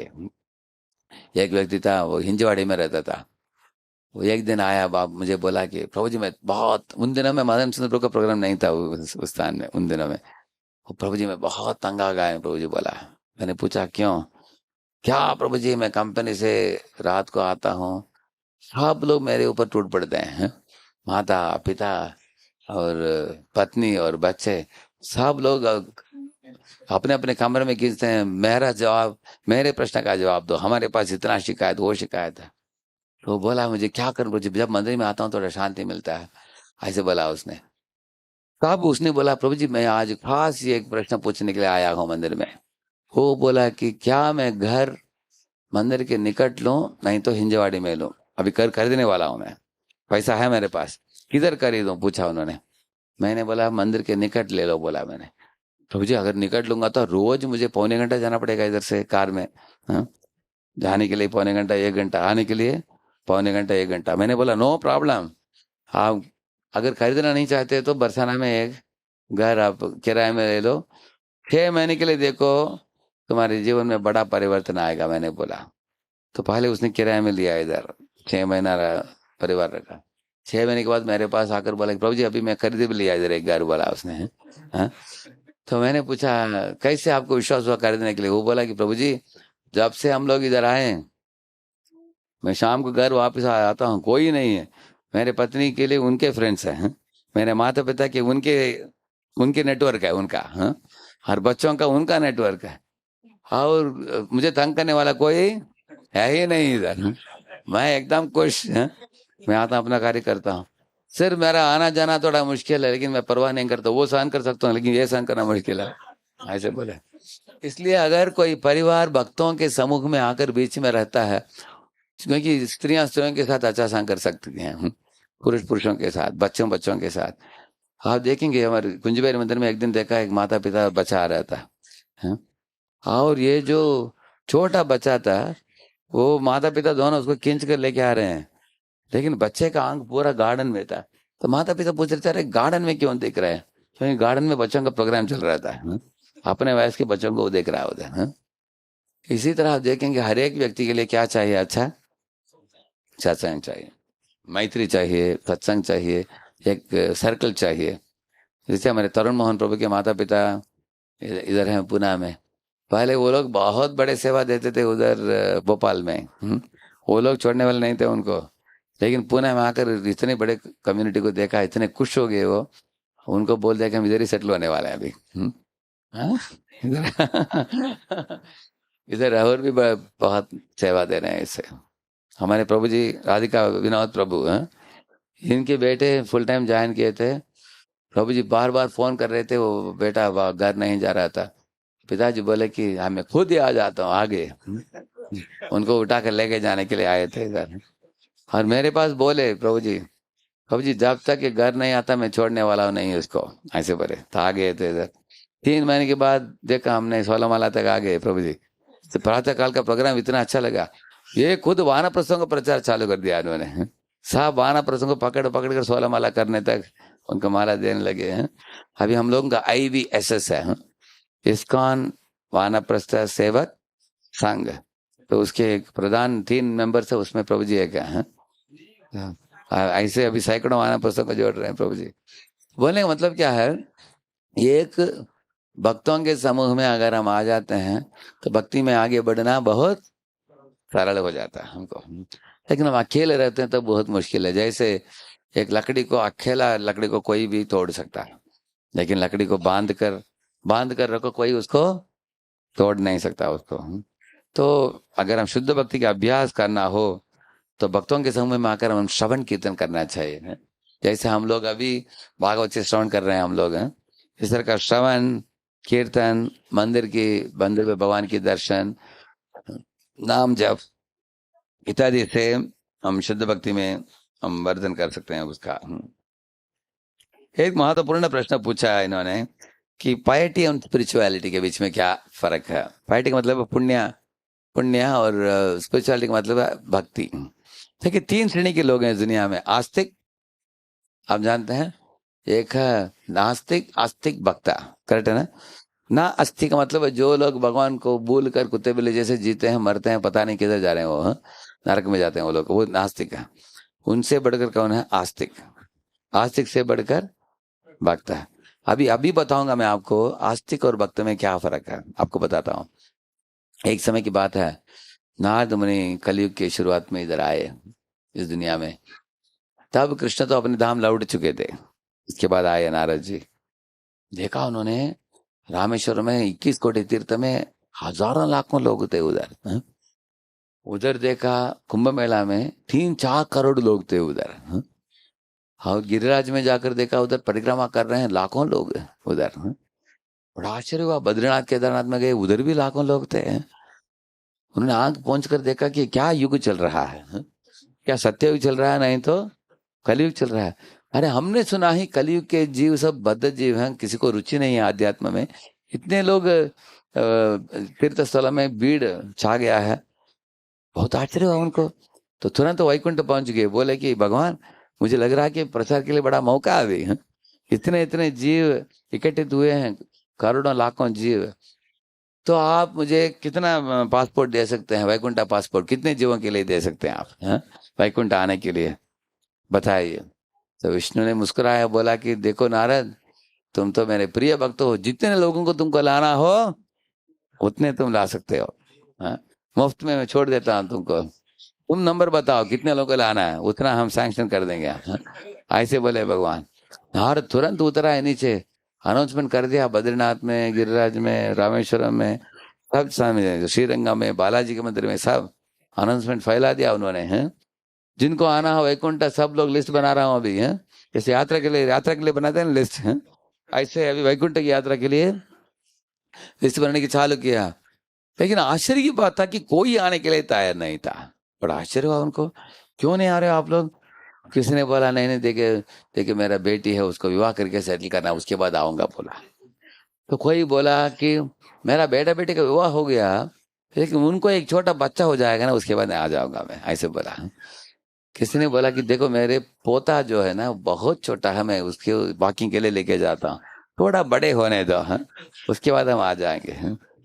ऐसे अलग अलग लोग अलग अलग बहाना बताकर कोई भी आने के लिए तैयार नहीं थे। नारद बहुत दुखित हो गए। अरे मैं मुफ्त में फ्री में लेके जा रहा हूँ आपको, आपको कुछ नहीं करना है। तो ये एक व्यक्ति तैयार हुआ, बोला कि ठीक है मैं आता हूँ, हाँ? मैं तैयार हूँ, तो थोड़ा लगेज पैक करके आ जाता हूँ, हाँ? तो नारद मुनि को बोला मैं आराम कर लूँ। नारद मुनि खुश हुए, कम से कम एक आदमी मिला, विष्णु को दिखाना पड़ेगा कम से कम, हाँ? क्योंकि उनको बोल कर आया हूँ। तो उसने पूछा ठीक है कितने दिन का प्रोग्राम है, पूछा उसने, हाँ? वो बोले कि अरे एक बार यद गत्वा ना निवर्तन्ते, एक बार गया वैकुंठ, इस दुनिया में वापस कोई नहीं आता, उधर हमेशा के लिए ठहरने का। तो वो बोला नारद जी वो तो आपको पहले से बोलना था, आपने बोला नहीं। अगर हम आने का प्रोग्राम नहीं तो मैं इधर ही ठहर जाता हूँ, वो भी आया नहीं। तो ये लोग जो हैं इनको बोलते हैं आस्तिक लोग। आस्तिक लोग का मतलब क्या है? देखिए, आस्तिक का मतलब वो कुमकुम पहनेंगे, चंदन पहनेंगे, मंदिर में जाकर घंटी बजाएंगे, थोड़ा दान भी डालेंगे, आंख बंद करके प्रार्थना भी करेंगे, प्रदक्षिणा भी करेंगे, बड़े बड़े पहाड़ों में चढ़ेंगे जैसे तिरुपति हो। लेकिन ये लोग भगवान के पास क्या प्रार्थना करते हैं आप सुनोगे, आपको पता चल जाएगा आपको। मैं खुद देखा मेरे स्कूल के दिनों में, एक राम मंदिर था, उधर एक खम्भ है, ऐसे खम्भ में हनुमान का एक मूर्ति है, खम्भ में होता देखा आपने? उसमें अनेक लोग माखन लगाते हैं उनके शरीर में, ऐसे देखा आपने? हाँ, कुमकुम चंदन माखन लगाते हैं। तो एक व्यक्ति भी माखन लगा रहा था, ऐसे सर झुक झुक कर वो प्रणाम कर रहा था, बहुत आतुरता से प्रार्थना कर रहा था। मैंने और प्रदक्षिणा भी कर रहा था 108 बार। मैंने देखा क्या प्रार्थना कर रहा है, बोल रहा है हे मारुति एक मारुति कार दे दो, ऐसे मांग रहा है। ऐसे मारुति से मारुति कार मांग रहा है। तो ये लोग आस्तिक बोलते हैं। आस्तिक कौन है? आस्तिक का मतलब है वो लोग भक्ति, ऐसे तो धार्मिक चीज करेंगे लेकिन मांगेंगे भगवान से, ये दो वो दो करके मांगते रहेंगे। अलग अलग लोग अलग अलग चीजें मांगते जाते हैं। ये लोग भगवान की लीला कथा के बारे में ज्यादा चर्चा नहीं करेंगे, हाँ? ज्यादातर मंदिर में, और ये लोग बोलेंगे जागृत मूर्ति किधर है, हाँ? अगर वैष्णवी देवी तो वैष्णवी देवी के पास जाएंगे, हैं? अगर शिरडी तो शिरडी में जाएंगे। जिधर भी हो, जिस व्यक्ति के पास जाने से आपको पासपोर्ट मिल जाएगा, जो भी चाहिए आपको मिल जाएगा। एक पासपोर्ट गणेश करके, गणेश मालूम है आपको? उधर जाकर प्रार्थना करो, पासपोर्ट मिल जाएगा आपको अमेरिका जाने के लिए, हाँ? वीजा बालाजी आ जाएगा। तो इसलिए आप लोग एक बात समझ गए ना, अच्छा उसका मतलब है जो लोग मांगने के लिए जाते हैं, खुद को केंद्र बिंदु बनाते हैं, उनको क्या बोलते हैं? आस्तिक लोग हैं। ठीक है, वो लोग नास्तिक से श्रेष्ठ है ना? लेकिन वो लोगों का केंद्र बिंदु कौन है? खुद ही है वो। हाँ? एक दिन इधर हमारे कुंजबेर मंदिर में देखा हमने, ऐसे 7-8 छोटी लड़कियां आ गई, छोटी छोटी, सब दूसरे कक्षा के हैं। ये व्हाइट एंड ब्लू पहनते हैं ना बच्चियां, छोटे, पहन कर आई थी, ऐसे आंख बंद करके बहुत ध्यान पूर्वक प्रार्थना कर रही थी। तो आंख खोलने के बाद मैं सबको एक एक कुकी दिया, एक कार्ड भी दिया। बहुत आनंद आया मुझे। अरे आप इतने छोटे वयस में आपको इतना रुचि है भगवान में, आप लोग आई हो क्या? पहली बार आई हो, रेगुलर आती हो आप लोग? गोपाल अंकल आपको मालूम नहीं, आज हमारा परीक्षा है आज, ऐसे बोल रहे हैं। तब पता चला हमको क्यों आई है उधर। तो हर एक इंसान कुछ ना कुछ प्लान लेकर आया है मंदिर में, करेक्ट है ना? तो इसलिए वो अभी भक्त का मतलब क्या है? भक्त का केंद्र बिंदु कौन है? कृष्ण है। अभी देखिए, मैं अभी तक मैंने कथा बताया, किसके बारे में बताया आपको मैं? अभी वृंदावन के बारे में बताया ना मैंने आपको। अभी यमुना किसके बारे में बात कर रही थी? और बगीचे में जो फूल थे, सुगंध दे रहे थे, वो किसके बारे में पूछा उन्होंने? हवा किसके बारे में सोचा? अभी कोयल और मयूर और हिरण इत्यादि के बारे में वो लोग किसके बारे में सोच रहे थे? वो ये भक्त है। भक्त का मतलब है कृष्ण के बारे में सोचना, कृष्ण को सेवा देना। ये भावना जब आ जाता है, वो आस्तिक स्तर से वो भक्त बन जाता है। क्योंकि अगर भक्त लोग भगवान के बारे में सोच सोचकर उसी धाम में पहुंचते हैं जिधर भगवान वसन करते हैं, वो उधर पहुंच जाते हैं। लेकिन आस्तिक लोग क्या करते हैं? पुण्य अर्जित करते हैं, लेकिन बार बार इस दुनिया में आते हैं। हाँ? इसलिए हमें कृष्ण के जन्म और कृष्ण के क्रिया, इसके बारे में सुनना चाहिए, श्रवण करनी चाहिए। जैसे आज मैंने बताया, कितने लोगों को समझ में आया? मैं जो भी बोला आपको समझ में आ रहा है ना? आपको सबको समझ में आ रहा है ना ये? तो ये बात अगर आप समझ गए, वृंदावन की माहौल कैसा है, अभी हमें वैरी भावना को छोड़ना चाहिए। लेकिन लोगों में वैरी होता है, देखा आपने? धार्मिक होने के बावजूद भी लोग वैरी रखते हैं भावना। एक घर के अंदर एक चोर कूद गया है, रात के समय 12 बजे, लाइट ऑन कर दिया, पति पत्नी दोनों कूद पड़े। देखा चोर को, बोला कि चिल्लाओ मत, चिल्लाओगे तो मार दूंगा। तो दोनों रुके थे, मुंह बंद कर लिया, डर भी था उनको। चोर बोला मैं मारने के लिए नहीं आया हूँ, देखो तुम्हारे पास बड़ा नेकलेस है ना, उसको लेके जाने के लिए आया हूँ। लेके जाने के लिए नेकलेस दे दो, मैं छोड़ दूंगा तुमको। पति ने तुरंत बोला निकाल कर दे दो। तो नेकलेस निकाल कर दे दिया पत्नी ने। तो चोर जाने वाला था, बोला उसको देखो मैं जाने के बाद आप लोग चिल्लाओगे ना, तुरंत आकर मार दूंगा मैं, इसलिए कभी चिल्लाना नहीं, इसको भूल जाओ नेकलेस को, ठीक है? वो दोनों बोले ठीक है ठीक है, हम कुछ चिल्ला भी नहीं, कुछ नहीं करेंगे। दोनों शांत थे। तो निकलने वाला था दरवाजे से बाहर, स्त्री ने बोला ए वेट करो, मैं और मेरे पड़ोस की स्त्री जो है ना, हम दोनों ने एक ही तरह का नेकलेस एक ही समय खरीदा हमने। हाँ? इसलिए उसको भी छोड़ो मत। हाँ? नहीं तो कल मेरे पास नहीं रहेगा, उसके पास रहेगा, ऐसे बोली वो। मतलब क्या है, समझा आपने? ये लोग धार्मिक लोग हैं, लेकिन एक दूसरे के समझ में क्या होता है? ईर्ष्या होता है। लेकिन भक्त का मतलब क्या नहीं होना चाहिए? ईर्ष्या नहीं होना चाहिए। हाँ?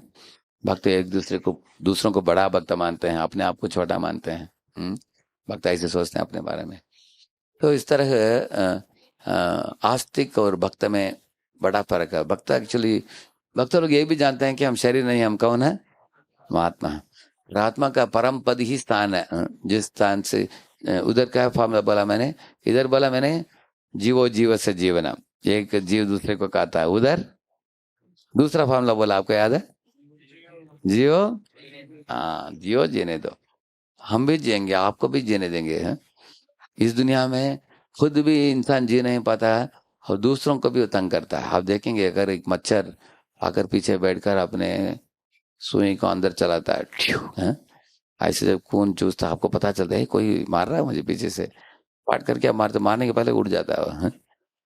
तो इसी तरह मनुष्य भी क्या करता है, हाथ में एक इलेक्ट्रिक बैट लेकर रोज कर देता है इसको, किसको? मच्छर को। देखा ना आपने? तो इस दुनिया में कौन किसको दुख दे रहा है? मच्छर मनुष्य को दे रहा है, मनुष्य मच्छर को दे रहा है, बताइए? हाँ, दोनों एक दूसरे को दे रहे हैं। समझना आपने? इसी तरह मधुमक्खियां इकट्ठित करते हैं बहुत मधु अपने छत्ता में, है? और उसके बाद क्या करते हैं, एक दिन बोलते हैं कि आज छुट्टी ले लेंगे, है? मधु लाने के लिए नहीं जाएंगे, बैठ कर पियो अभी। कभी कभी वो पीते भी हैं वो लोग, हैं? तो बैठ कर पीते समय प्रभा जी लिखते हैं, मधुमक्खी को लगता है कि मेरे पड़ोस वाला ज्यादा पी लेगा, मधु मेरे से ज्यादा, क्या करते हैं, ऐसे उनको डंक मारते हैं उसको, हाँ। तो पीते पीते पीने की भी इच्छा है, साथ साथ थोड़ा इनको मारते भी रहते हैं। इसी तरह ऑफिस में आप देखेंगे, किसी को प्रमोशन चाहिए लेकिन दूसरों को तो लात भी उनको लात देना है, तो उनको नीचे भी खींचना है। देख सकते हैं आप ऑफिस में, ये पुरुषों को मालूम है, जो ऑफिस में काम करते हैं। हर इंसान क्या करता है, खुद को आगे बढ़ाने के प्रयत्न करता है, दूसरे के बारे में बुरा बोलता है, करेक्ट है ना? आप देखेंगे ऐसे, ये बहुत ही दुनिया का स्थिति को भी हमें जानना चाहिए। लेकिन भगवत धाम में एकदम अलग माहौल है, सब प्रेमी भक्त हैं, कृष्ण केंद्र बिंदु हैं। इसलिए हम शुद्ध भक्ति को हम प्राप्त करेंगे जब हम आस्तिक से, हम भी पहले आस्तिक थे, हाँ, लेकिन हम लोग धीरे धीरे आस्तिकता से हम भक्त के स्तर पर आएंगे, भक्तों के समूह में रहने से, हाँ। तो इसके लिए तो हम नाम जप करते हैं, हमारे चित्त को वैरी भावना इत्यादि से शुद्ध करने के लिए। कैसे करते हैं, हरे कृष्ण कृष्ण कृष्ण हरे हरे, हरे राम राम राम हरे। इसका मतलब है, हे कृष्ण मेरे चित्त को शुद्ध कीजिए, काम क्रोध मद लोभ मोह मत्सर्य इत्यादि को निकाल दीजिए, हाँ। जैसे एक आईने में अगर धूल पड़ा हुआ हो, उसको एक गीला कपड़ा लेकर पोंछने से क्या होता है, एकदम साफ सुथरा हो जाता है, आप चेहरे को देख पाते हो। ऐसे ही भगवान हमारे चित्त को शुद्ध कर देते हैं नाम जप से, हाँ? और श्रीमती राधा रानी के बारे में किसी ने पूछा है, राधा राजी ही सेवा का मूर्तिमान स्वरूप है। राधा रानी वृंदावन में, राधा नाम का मतलब क्या है, राधा का मतलब है आराधना, शब्द से राधा आता है, हाँ?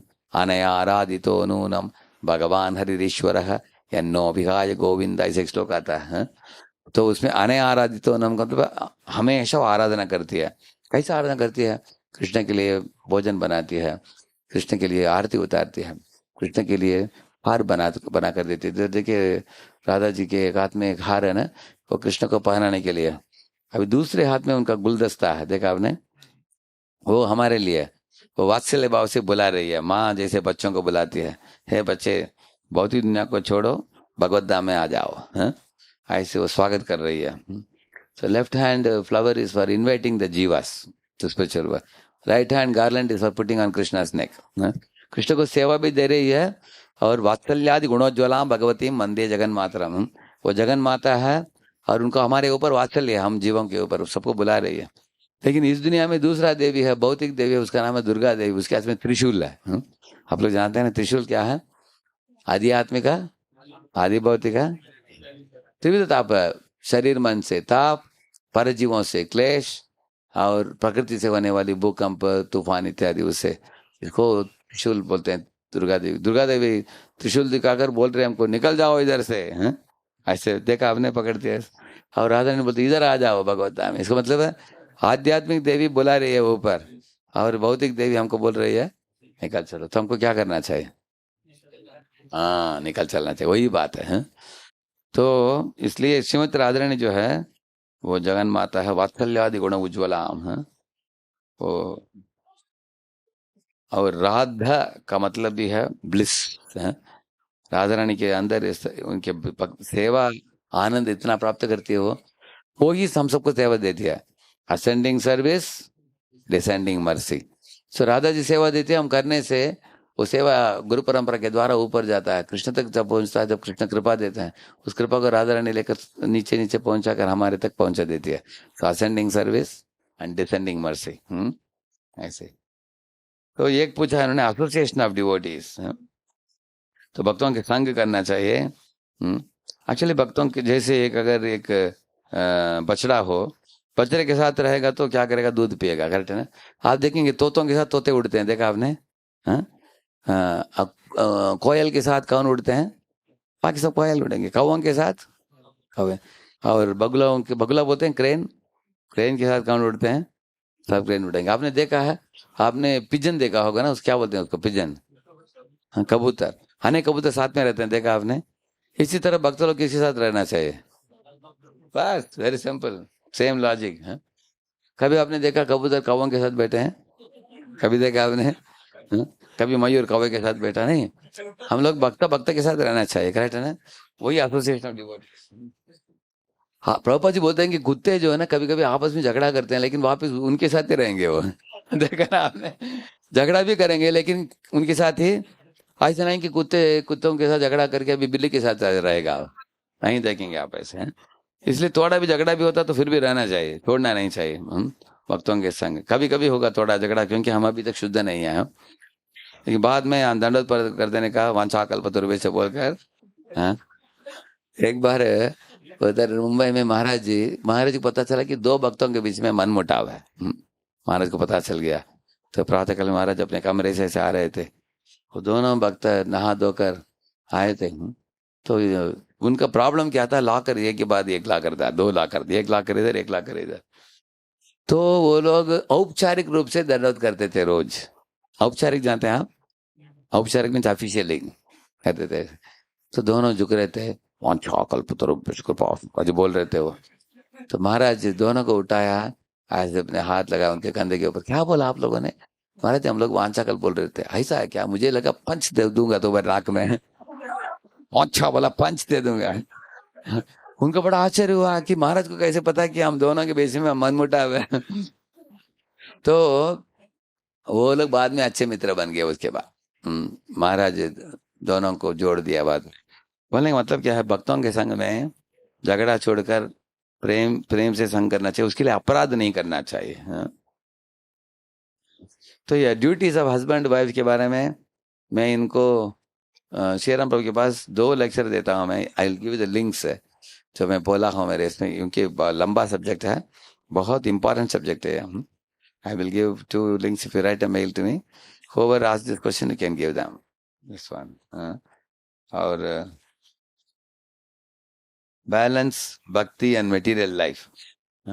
भक्ति और भौतिक जीवन को दोनों को बैलेंस करना हो तो मैं पुरुषों के लिए मैं सरल बोलता हूँ कि morning time for Krishna, day time for office, evening for family. ऐसे आप बंटवारे कीजिए दिन में। क्यों मॉर्निंग फॉर कृष्णा बोला मैंने? क्योंकि मॉर्निंग फैमिली को देंगे, शाम को भी फैमिली को हो जाएगा। क्यों? क्योंकि मॉर्निंग कृष्ण को टाइम नहीं दिया ना, झगड़ा बढ़ जाएगा। तो आप देखेंगे तो दोनों टाइम फैमिली के लिए चला जाएगा। इसलिए प्रातः काल में उठकर पहले कृष्ण की ड्यूटीज को पूरा करना चाहिए। We should do. तो प्रातः काल अनुकूल भी है भक्ति करने के लिए, उसको क्या बोलते हैं, ब्रह्म मुहूर्त बहुत अनुकूल है भक्ति करने के लिए। तो जल्दी जल्दी सोना, जल्दी उठ। देखिए अगर कोई सो जाता है 10 बजे तो वो अच्छा बैलेंस कर पाएगा भक्ति और मटेरियल लाइफ। इधर पूछेंगे भक्तों के, कितने भक्त 10 के पहले सो जाते हो आप? हाथ ऊपर कीजिए। अच्छा राधिका बहन तो वेरी गुड, अच्छा वेरी गुड टू, आप भी वेरी गुड। और कोई? Very good, wonderful.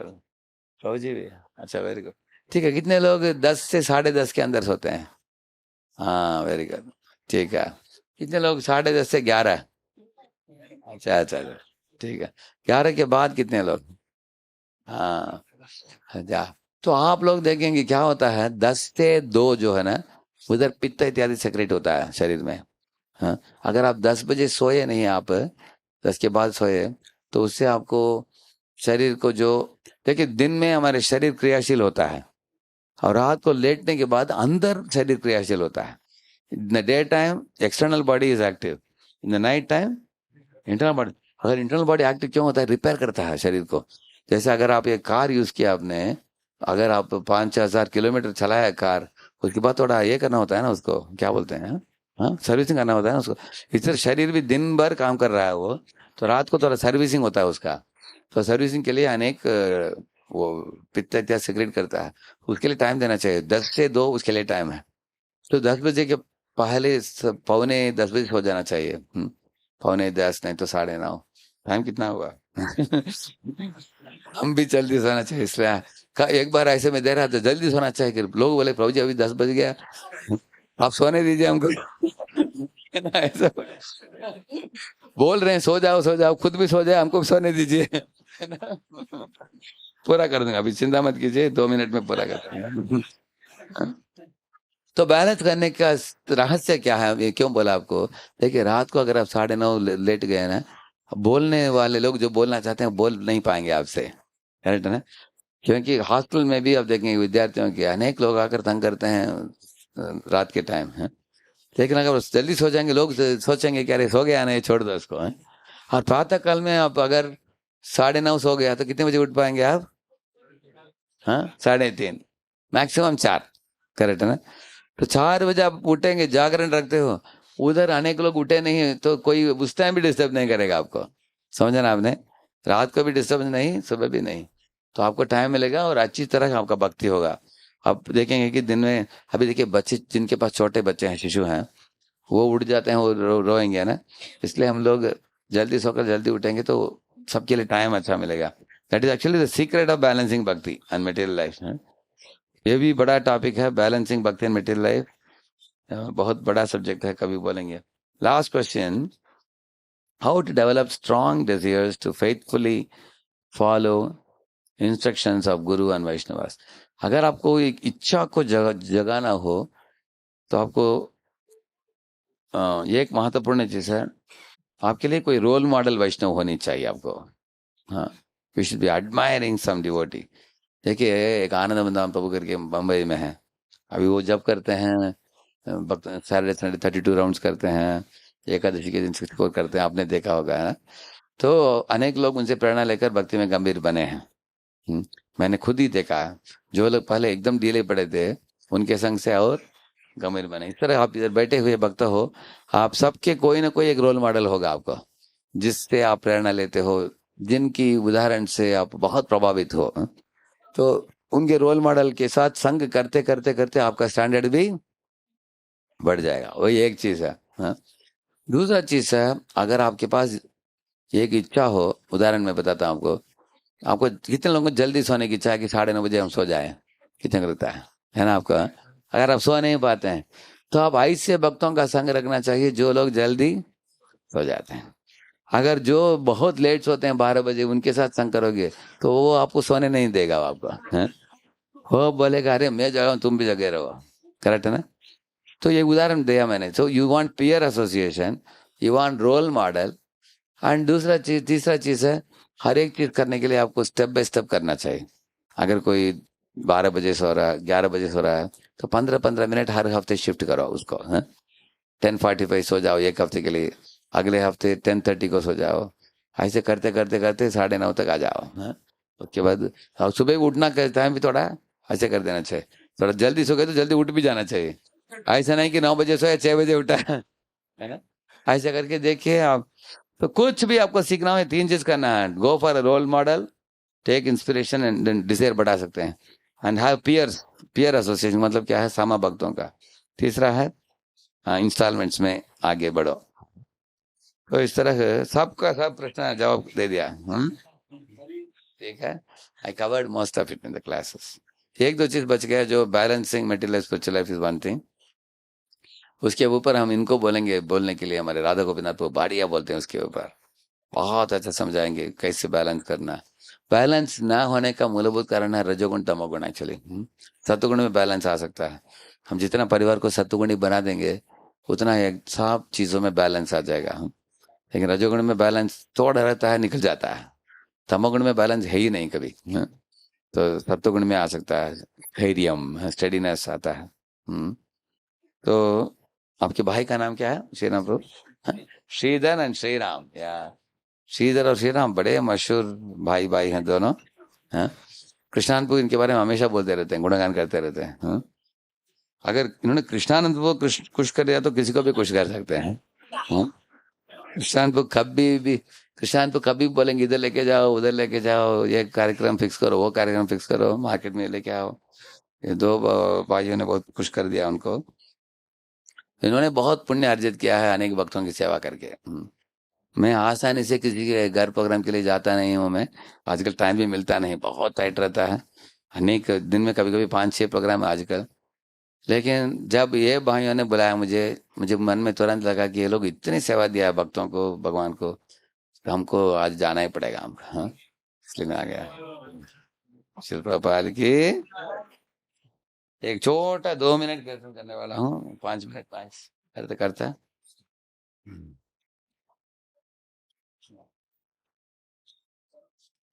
कीर्तन के साथ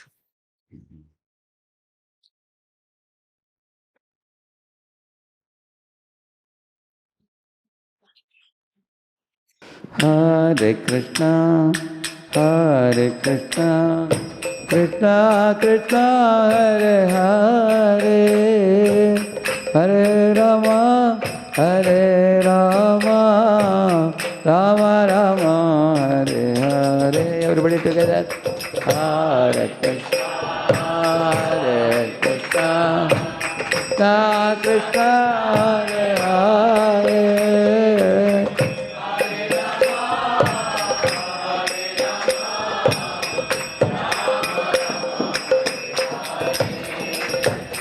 Hare Krishna, Hare Krishna, Krishna Krishna, Hare Hare, Hare Rama, Hare Rama, Rama Rama, Hare Hare. Hare Krishna, Hare Krishna,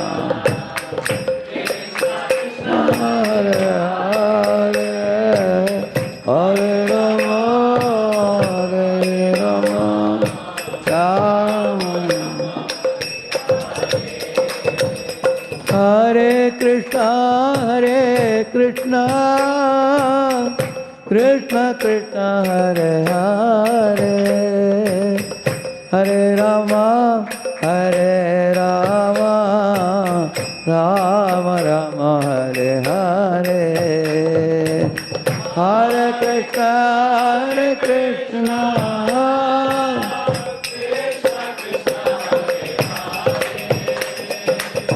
Hare Rama,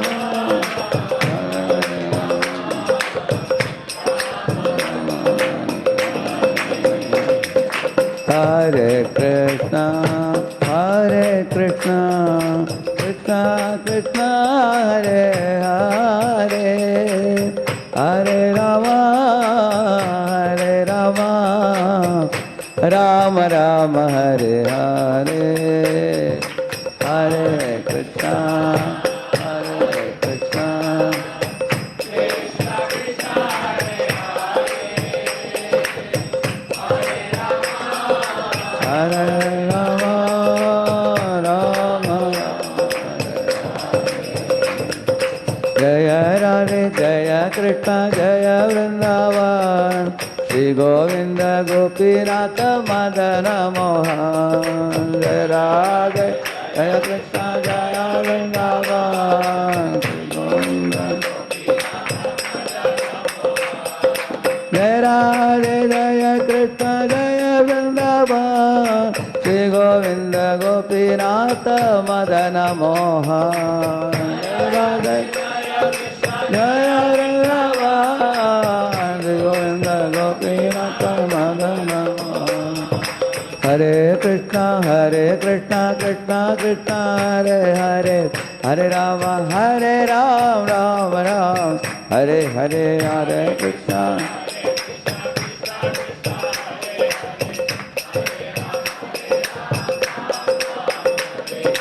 Hare Krishna, Krishna Krishna, Hare Hare, Hare Rama, Rama Rama, Hare Hare. Hare Krishna, Krishna, Hare Hare, Hare Rama, Rama. Jaya Radha, Jaya Krishna, Jaya Vrindavana, Shri Govinda Gopinath Madana Mohana. Jaya Radhe, Jaya Krishna, Jaya Govinda Gopinath Radha Vrindavan Chandra, Radha Vrindavan Chandra, Radha Vrindavan Chandra, Shri Radhe Radha.